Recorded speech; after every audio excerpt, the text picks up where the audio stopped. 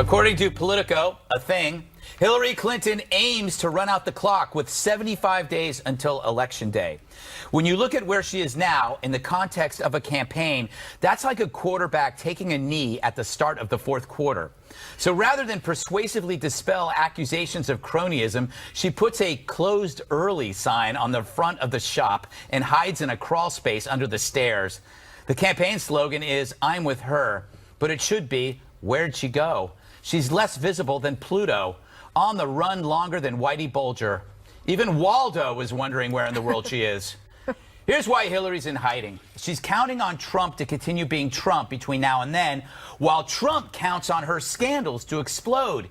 Each candidate's secret weapon happens to be each other. They're playing chicken with their own flaws, banking on the other's mistakes. So who's winning? Well, Hillary assumes we'll all grow bored of the emails.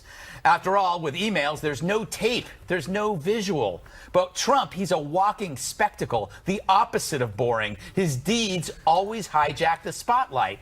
And that's a trend that Hillary could ride all the way to November, except for three obstacles. The debates. When the Empress of emails meets Captain Excitement. Try running out the clock on that stage with no Candy Crowley in sight. All right, Kennedy, welcome to the show. Thank you, Greg. Did you notice I used everybody's last names in honor of you? Thank you. Do you think this is a good strategy for her to go into hiding? She's like Julian Assange. Yeah, it's the only strategy she got. I mean, if you remember when she left the State Department, that's when she had her highest favorability ratings because she was finally going away. And Right. I think the United States of the world breathed a collective sigh of relief. She doesn't do press conferences because she says things that she'll be held accountable for months. She always makes news for all the wrong reasons. When she does that, she's bad on the stump and she's not particularly good in debate. So all she has to do is keep her head down, get through these three debates. And, you know, speaking of Julian Assange, we don't know what that final WikiLeaks will hold. They call it the October surprise, Eric. Yeah. I don't know if it's coming, but who knows? So Hillary Clinton's not hiding. She's not closed for business. What she is doing, though, is she's fundraising. She's in Hollywood. She's in the Hamptons. She's on the Upper East Side, and she's putting together a big war chest because, as you guys aptly point out, she's going to have a hard time in the debates going up against Trump. Trump, like him or hate him, he's an attack dog. He will go after it. He won't shy down. And then after these debates, or in between the debates, she's going to have to spend some money on ads and try and clean up the mess that she probably is going to leave on the debate stage. But it's important to note, and we talked about this yesterday, and I wrote about it a little bit, was that Donald Trump got to Louisiana to talk to the flood victims. President Obama got to Louisiana to talk to the flood victims. Hillary Clinton was in her little private meetings, cocktail parties, raising big money. But I hear there was a water fountain at the cocktail party. So at least she got to some body of water, Dana. And I think that counts for something. I always think about this thing. If this was going to be a problem, why did the DNC continue with her? I mean, you know what I mean? It's like if this email thing was going to be such a catastrophe, wouldn't they have? Well, I don't know if they knew at the time. I don't think that there were many Democrats. Like if Joe Biden had known that it was going to be this bad, if anybody had any clue that was going to be, that they would be in this situation, would they have changed things? Possibly, but also, you know, they have had this machine ready to go since 2008 when Barack Obama won, and she was going to be the heir apparent. She is raising a ton of money, and it's not just for her own campaign. She's now giving a lot of that money to congressional campaigns and Senate campaigns where Republicans are now seeing those races tighten. And now you have Nate Silver saying that the Republicans only have a 40% chance of keeping the majority. So she's basically figuring out a way to, if she becomes president, to have a lot of friends in the Congress to help her get done whatever she wants to get done. So it's frustrating that she doesn't talk to the media. I don't understand why the DNC didn't do more to deal with this email issue before now, because Hillary Clinton knows what's in there.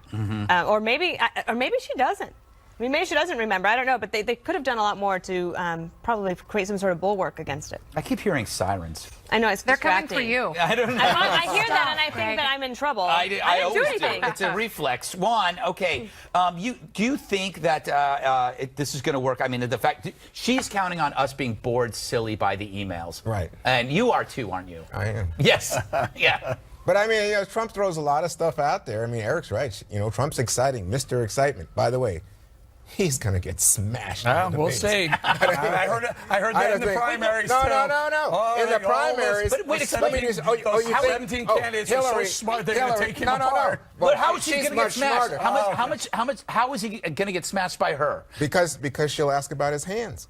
Yeah, that really worked. That really will work. Yeah. She will, to Juan's point, she will try to bore him to death in the debates. And the only thing she's got is being a fact-checking busybody. And that worked for her against Bernie Sanders because he didn't want to offend her. But Trump, and they've even said they can't find someone to step in as his stand-in for debate practice because he's so loco. So, if he can employ that, it just might work to his benefit. They're two completely different it's not going to debaters. Senator, it can't work to his benefit because you know how we talk about crooked Hillary's not being trustworthy. That's her weakness, right? Yes. That's why Trump is talking about things like the charity, the email. He even suggests that she doesn't have the stamina to go for it, right? Oh, everything. He's throwing everything at the wall. Trump's weakness is people think he's loco. Yeah. They also think some other negative things about him. But so if he comes on stage and acts the fool, people say that's Donald Trump. That's why I'm not voting for him. So I don't think that's a successful strategy. Well, we will see. We will see. Shall we hear from Charles Krauthammer about this whole email situation and the Clinton Foundation and other things? Charles, please tell us something. What matters is, were there any that were as a result of giving money to the Clintons?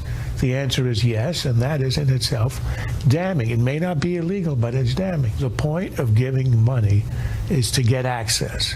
We accept that in our campaigns. If access were considered a quid pro quo, the jails would be groaning with politicians. Up until now, it's been access, which by tradition and convention, we seem to accept as corrupt, perhaps, but not illegal. Corrupt, but not illegal. Yeah, so if it's not illegal, then what is? I mean, yeah, access is one thing, but we've already found it goes beyond access. The access leads to the deals, and the deals are what is the quo of the quid pro quo. You have a deal that's consummated based on the pay for access. You've excluded other people who may want to do the deal in Wall Street terms. That's insider trading like. There are so many things that wait. I love it, but I'm waiting for you to tell me. So here's the quid pro quo that gets it. When GM drops money in the Clinton Foundation, it ends up with a wind plant in Algeria. Okay, that other people may have wanted to do business with. And the Algerian government donates money as well. Yeah. Or when Boeing has a deal with the Russians, and all of a sudden, because of some Russian money that goes into the Clinton Foundation, they've excluded Airbus. They've excluded every other There's no Bombardier. evidence. What you have is evidence that Boeing may have given money. We have evidence of payment for access, and then we have a deal that's struck after the payment. Let me help you make your case. Access is a problem. I don't need help making You the do case. because you're not making really it. don't. Okay, so there's access. People who paid, according to the AP, had a higher level of access. Now, the campaign today or yesterday came out and said the AP numbers are skewed. They're cherry-picking numbers. But let's just go with Which the AP. is wrong. The campaign's wrong about that. I don't think so, by the way. I think it's very clear. They only went after half of the time she was there. 156 occasions, 85 of them happened to be paid for, and these are all times that were not State Department Eric, she business. had 17,000 meetings with world leaders. 1,700. And it was State Department. And she had 150 or 184 with non-government. So they look at the 184. Okay, according to can I make Joe a very Benison, quick that's analogy 3%. here? So you're Very, looking very at quickly. 3%. Okay. No, take the 1,700 out because that's business that she had to do anyway. Leave the 1,700 in. Leave the 1,700 in for this very quickly. Why would you do If that? I'm a serial killer and I say to you, I have paid for the services of over 4,000 streetwalkers, and I have only decapitated 3 of them. So that is 3,997 streetwalkers who are still walking the streets, and that is a phenomenal number. And you are only cherry picking the ones who no longer breathe or have heads. How dare you cherry picking? Yeah, I love your analogy because it's so fascinating and somewhat scandalous. But in terms of this event here with Hillary Clinton, you guys have yet to say, oh, here is a deal, Eric, that was made because somebody put money in her pocket. What about Uranium One? That's not a deal. That's a deal if you are the Russian government who now owns 20% of the world's uranium rights. Nobody thought, Dana, last word on this. Is this ever going to get beyond bickering? Are they going to be able to say this is illegal, quid pro quo, or what? Well, I don't know. I mean, and one of the examples is that would it have been better if the wind plant had gone to a foreign company and not an American company that got the business? I don't know. I mean, are you doing your job as a State Department secretary if that happens? The Clinton campaign might try to make that case. If they have to start going point by point, it could get, one, boring, two, possibly much more interesting. From their perspective, they could say, look what we did on behalf of America. Or it could be even worse, because one of the things that Red State wrote about today was Hillary Clinton and this whole idea of running out the clock.